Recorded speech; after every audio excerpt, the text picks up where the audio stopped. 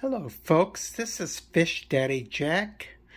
I wanted to show you my Blue Dream shrimp today. I've shown this tank to you before, right in the middle of a water change, so it didn't look the best.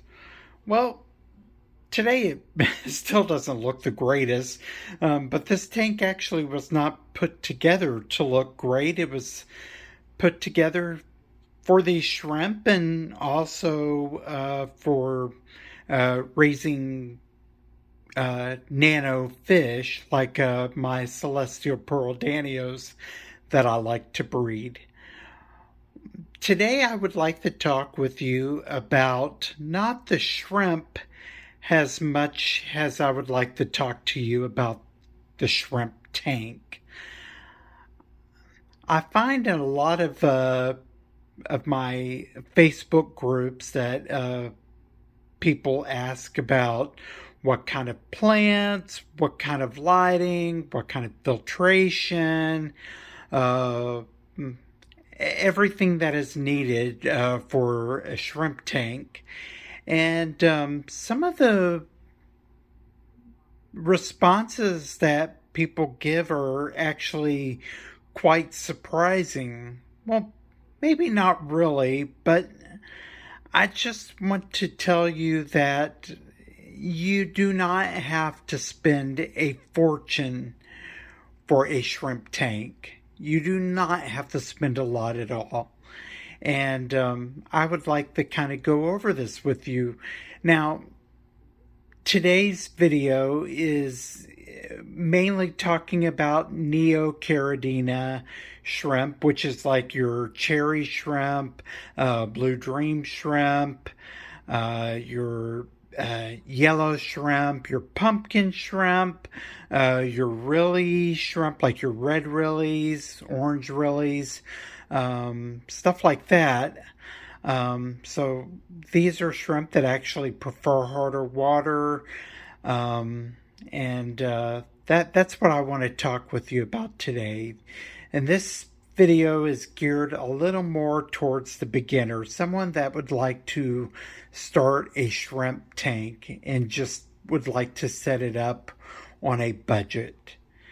For the tank, my suggestion would be to start off with a 10-gallon size aquarium. I think you're going to get a really good colony with the 10-gallon. This right here is a 10-gallon. Often you will find cells at Petco for $1 a gallon, or lately I've been seeing them run 50% off, which is still a really good deal. So that's pretty much how I've been getting a lot of my tanks. And if you take a look here, the substrate in this tank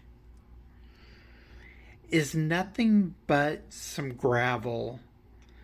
A lot of people will tell you that you have to use like an aqua soil for plants and stuff like that.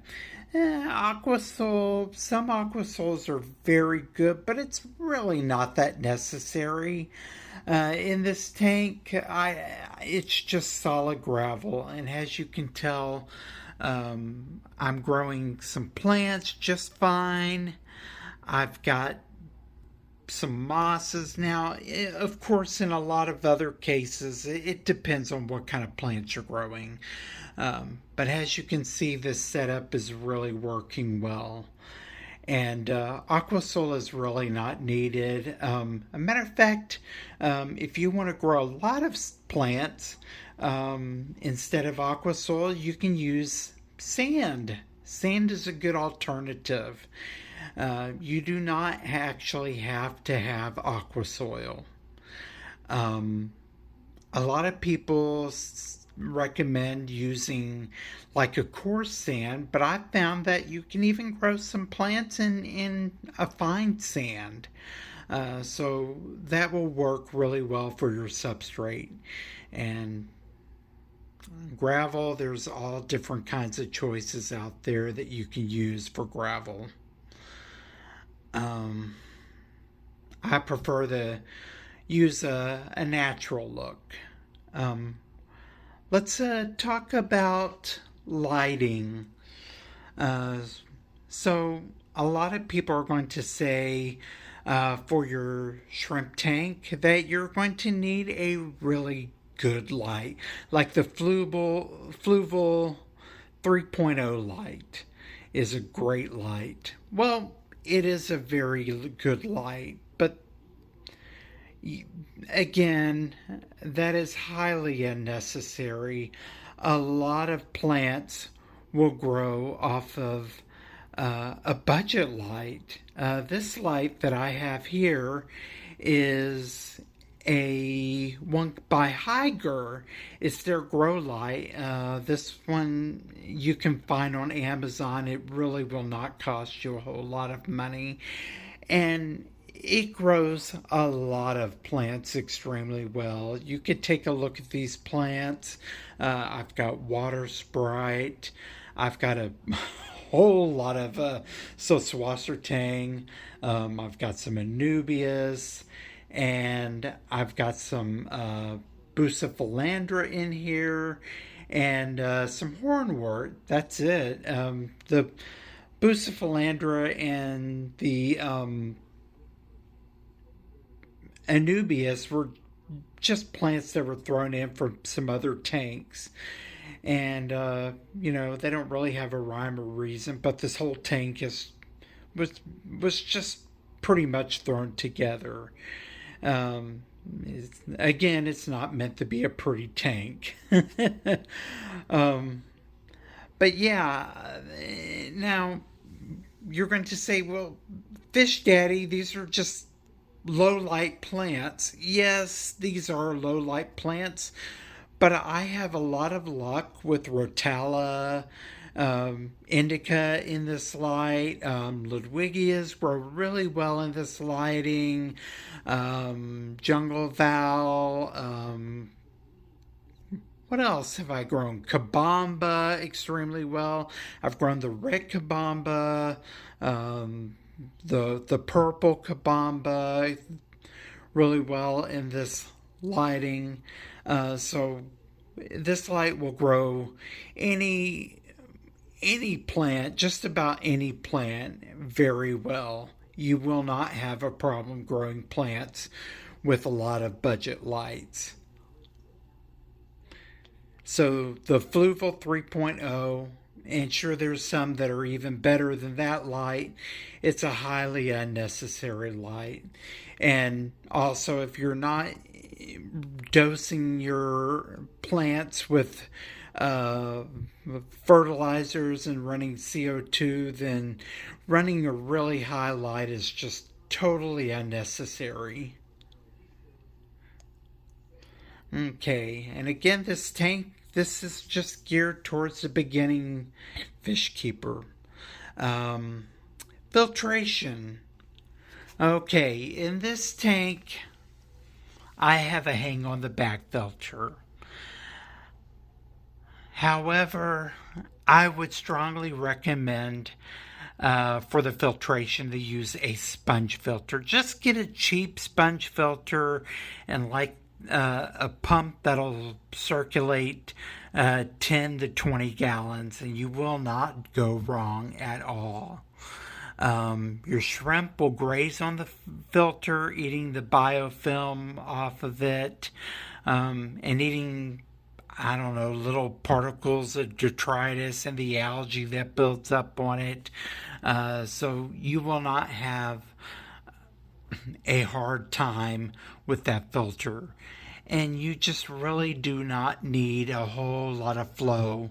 You just need something to grow some bacteria and keep the tank cycled.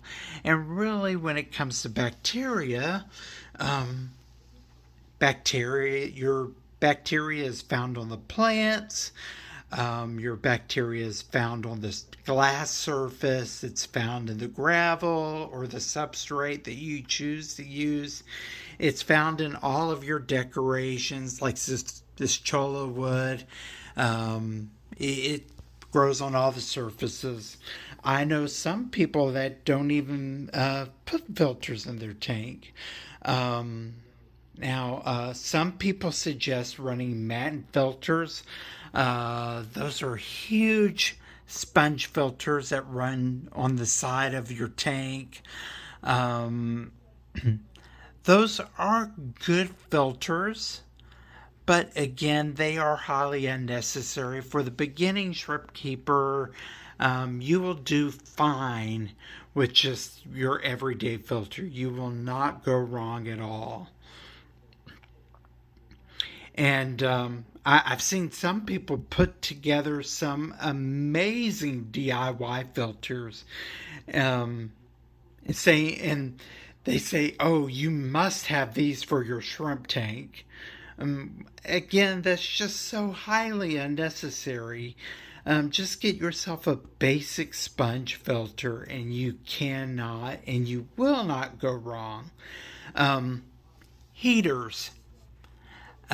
Heaters are unnecessary in shrimp tanks. As a matter of fact, a lot of people suggest having a heater in a shrimp tank can cause more harm than good.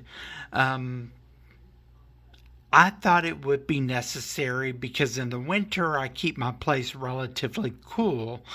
Um, but really, it's not necessary. Um, we had a winter storm and our lights were out for 2 days. We were without power for 2 days here. Yes, I live in Texas. And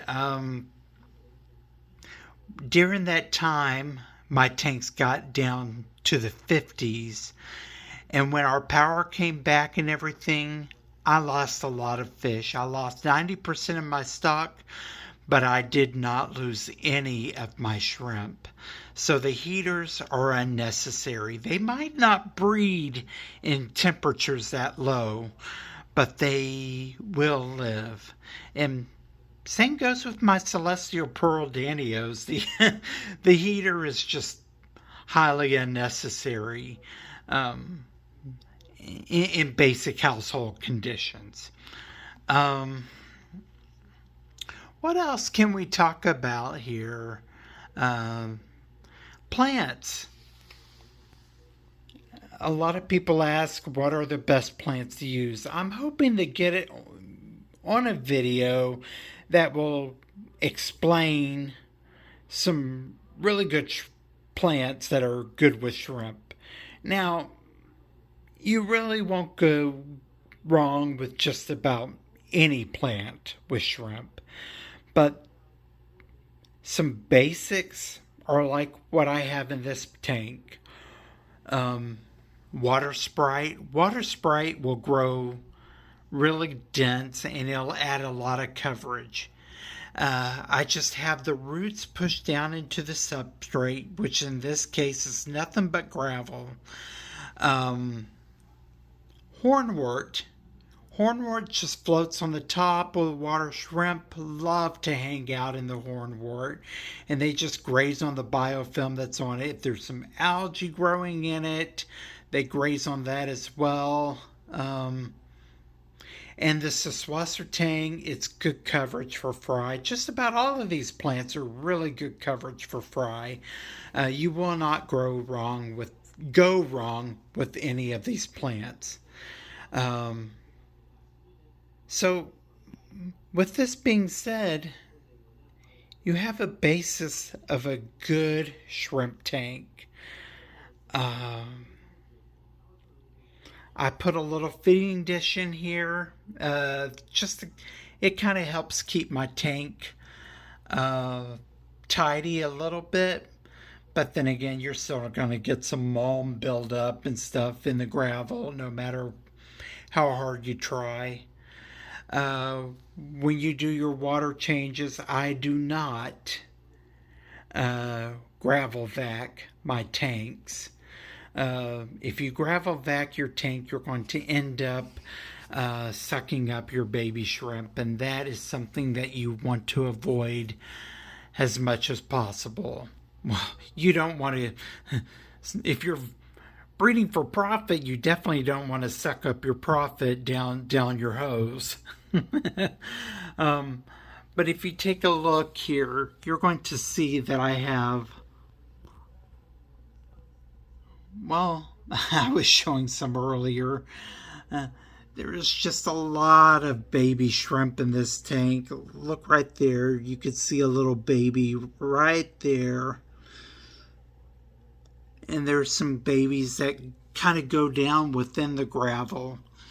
Right now, you're going to find that some of my shrimp the males are just particularly active and swimming around. That must mean that I have had a female that is molted and she has released some pheromones in the water.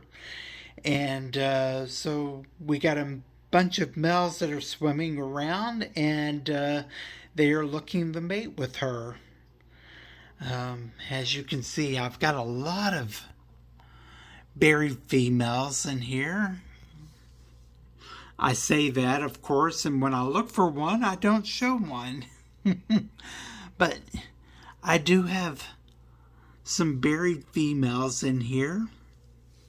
There's one, I think that one is buried, but yet she's hiding in some Saswasser tang.